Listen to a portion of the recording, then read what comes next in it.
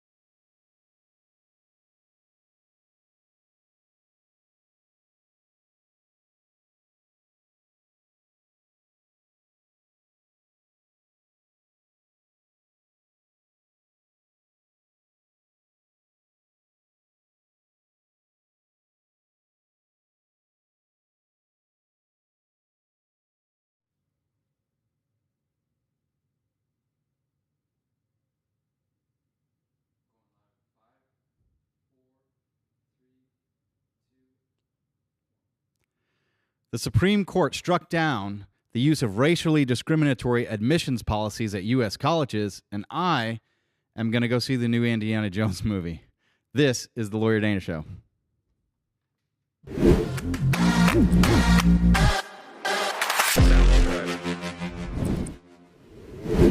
So yesterday, in a 6-3 decision, the Supreme Court ended the use of so-called affirmative action in higher education, which has been a long-time goal of conservatives.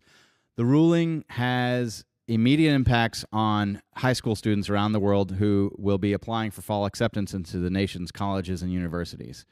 Students may reportedly avoid stating their race or ethnicity in the common application which many colleges use to apply for many schools at once. The decision was made by Chief Justice John Roberts, and he wrote the opinion for the court and concluded that universities have wrongly used race as the touchstone of an individual's identity, and that it's not based on skills or lessons learned, but based on the color of their skin. He was quoted as saying, "Our constitutional history does not tolerate that choice," he wrote.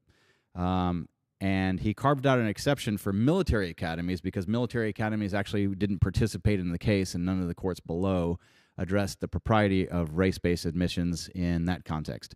But as far as civilian educational institutions of higher learning, he wrote that they may be, quote, potentially distinct and compelling interest here related to national security.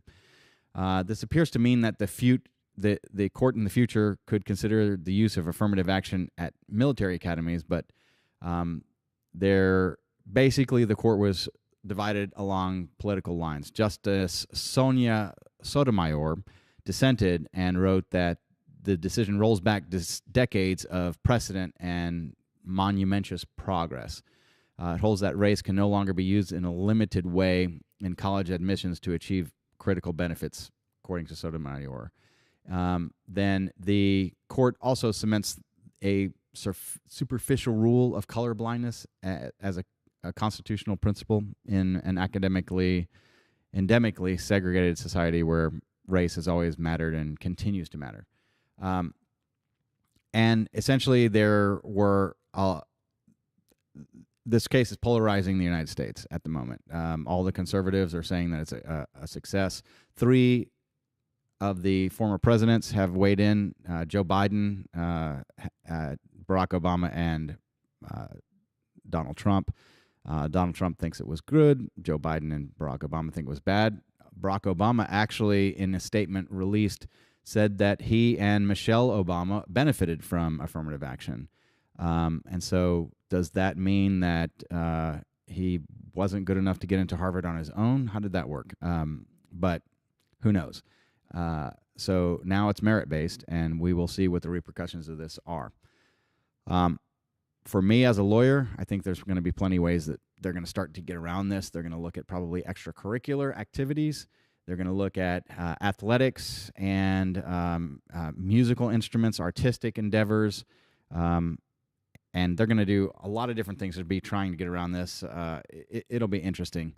But one of the most famous quotes about how do you end racial discrimination is you stop discriminating based on race for any reason.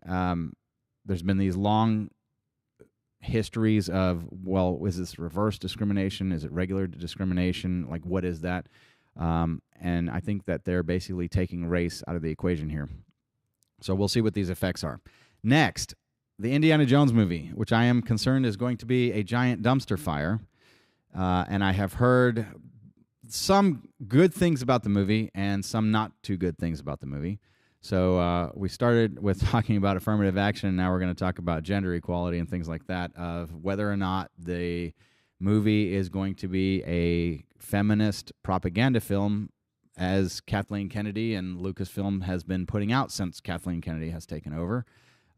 And it's just concerning. So as an honor to the series, and I am a Disney stockholder, I'm going to go see it so that I can report on this, and I'm going to go see that movie. I'm going to come back to the studio, and I'm going to tell you what I think. So thank you for watching. This is our first actual live that we're doing, so maybe it wasn't that good, maybe it was. Let me know in the comments section, and we will see you in the next episode. This is The Lawyer Dana Show.